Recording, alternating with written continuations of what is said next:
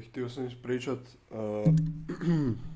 bok svima prije svega, htio sam ispričat jedno cool iskustvo koje sam imao 2019. u 9. mjesecu. Imao sam, trbuh mi kruli, jako se nadam da se to čuje. Imao sam jako cool paralizu sna koja se pretvorila u nešto čudno. Uglavnom, sad imam tu, tad sam zapisivao full snove i sve. Pokušavam se malo vratiti u lucid dreaming i pokušat ću opet kipat dream journal baby, jer nam pojma, to je bilo baš zabavno.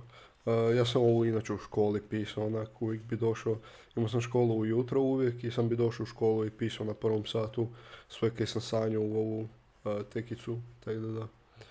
To je bilo cool. Ali uglavnom, sad ću ispričati ovaj san. Pročitat ću ovaj san. Zamijenit ću neka imena samo. Tako da. Kaže, bio je popodnevni odmor. Oko 15 sati. Zaspao sam i stvorio sam se u prvom snu. Šetao sam sa prijateljem po kvartu. Pričali smo o nekim nevažnim stvarima. Kada smo došli blizu šume, shvatili smo da je u šumi bio požar. Požar se protezao cijelom šumom. Snimio sam požar sa mobitelom i snimka je izgledala doista lijepo. Nakon nekog vremena došao nam je jedan dečko, otprilike mojih godina, u crnoj kapuljači i počeo nas ispitivati neke stvari. Taj dečko je izgledao opasno, pomalo nabrijano, uvijek na rubu da pukne. Pitao nas je jesmo li ubili ikad ikog. Odgovorio sam ne, dok sam polagano počeo osjećati nelagodu, jer kao da sam znao što će on reći. On je rekao da je ubio jednog lika prošli tjedan. Frajer je pocrnio, tako je objasnio događaj i u tom trenutku sam u potpunosti shvatio što je mislio pod tim. Da, čak se i sjećam, lik je uglavnom objasnio ubijanje lika sa tim da je frajer pocrnio i u mom snu je to imalo smisla. Ne znam zašto. Taj prijatelj sa kojim sam šetao i taj dečko su se znali već od prije i moj prijatelj se uopće nije činio začuđen kada je on rekao da je ubio čovjeka prošli tjedan. Ja sam sa strahom u sebi htio što brže napustiti tu situaciju, pa sam im rekao da moram ići jer me mama zove zbog požara. Obojica su me pokušala zaustaviti, no sam sam još brže krenuo prema doma.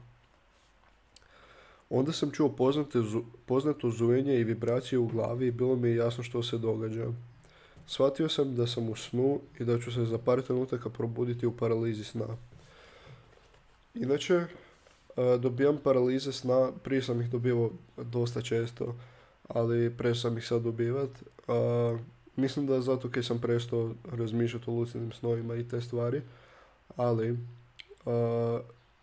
uvijek dobijem paralizu sna tako da se budim iz sna i san završava uvijek sa tim jakim zujanjem i lupanjem po glavi.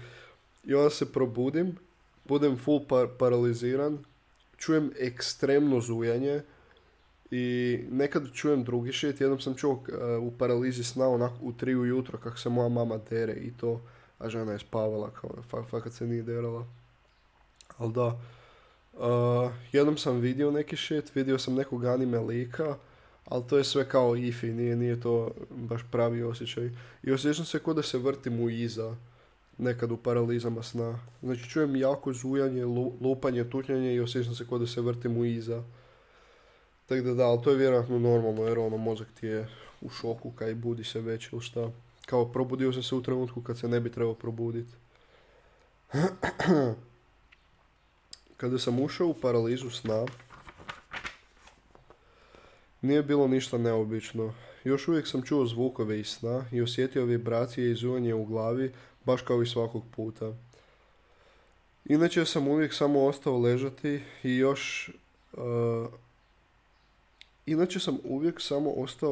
još minutu dok paraliza sna ne prođe, no ovog puta sam si rekao da idem probati ući u drugi san.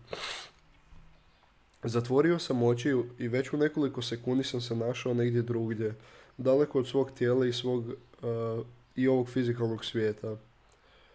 Nalazio sam se u dvodimenzionalnom svijetu, a pošto moj mozak ne može doživjeti ništa dvodimenzionalno, taj svijet sam izbliza kao na ekranu promatrao i pokušao ga što brže shvatiti. Pisao sam malo čudno jer to sam uvijek pisao u školi, pa pišem brzo i malo se trudim da pročitam svoj rukopis. Osjećao sam se kao da imam misiju u tom dvodimenzionalnom svijetu i kada pređem tu misiju ću ući u normalan san.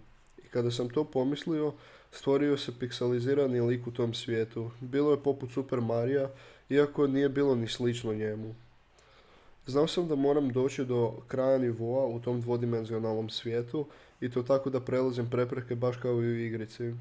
Kada sam došao na dno, jako mi je kada sam došao na dno, ne znam zašto na dno, jako mi je malo falilo da pređem nivo, ali sam pao s jedne prepreke i izgubio. Bilo je jako teško kontrolirati lika jer sam se morao jako koncentrirati na njega. Znači da, to je bila ta paraliza sna u kojem, znači ušao sam u paralizu sna i znao sam da iz paralize sna mogu ući u lucidni san. I onda sam to probao napraviti. I uglavnom zažmirio sam se, fokusirao sam se na to da zaspem opet, ali sam se doslovno stvorio u dvodimenzionalnom svijetu. Ali kao ja sam bio lik u dvodimenzionalnom svijetu, ali gledao sam to iz treće osobe, ko na ekranu. I bilo je ko level Super Mario, kao morao sam skakat, preskakivati platforme i taj shit. Bilo je jako, jako čudno. Tako da, ne znam. I onda, uglavnom, moje shvaćanje u tom trenutku bio sam kao, ok, kužim, u paralizi sna sam, moram preći ovaj nivo da dođem u drugi san da mogu imati lucidni san. Ali što se desilo? Pao sam na zadnjoj prepreci, nisam uspio preći taj kao dvodimenzionalni prijelaz iz jednog sna u drugi. Drugi san je započeo tako da sam se lažno probudio. Iz toga sam u snu pomislio da sam se zaista probudio i otišao sam u dnevni i rekao mami da sam sanjao požar u šumi. Znači kad sam pao sa te zadnje prepreke, doslovno sam sanjao da sam se samo probudio kao u pravom životu, ne. I onda sam mami išao ispričati taj shit. Mama mi je rekla da to nije bio san i da šuma zaista gori. Rekla je da bar cijeli kvart izgori. Ne znam zašto je to rekla. Zgrozio se na to i od tad mi je mutna slika u snu. Idućeg čeg se sjećam je da sam bio u školi i saznao da je netko iz mog razreda bio povezan sa ubojstvom. Osjećao sam nelagodu i nisam mogao prestati razmišljati tko bi to bio. Imali smo tjelesni i svi su mi izgledali sumnjivo. Onda jedan friend iz razreda je nosio kapuljaču i izgledao kao da je nešto skrivao. Sve ostali su mi isto tako... Za sve ostale su mi isto tako padali razlozi na pamet zašto bi baš oni mogli to napraviti. Razgovarao sam sa nekim učenicima, ali kao da su svi tajili nešto od mene. Jedan friend Bašić, shout out Luka, mi je rekao da ćemo pričati o tome još poslije sata i onda sam se probudio. Da, ovaj drugi san je bio, mislim bio je cool, malo je bio scary i bio je malo lame, ali interesantan shit. Jako cool prijelaz iz jednog sna u drugi. Fuck yeah. To je uglavnom to. Počet ću opet sa tim lucidnim snovima. Full mi je fora. Počet ću opet zapisivati snove i to. Da. Cool ass iskustva i paralize sna još uvijek nisu mi bile toliko strašne. Imao sam ih 15-ak u životu možda.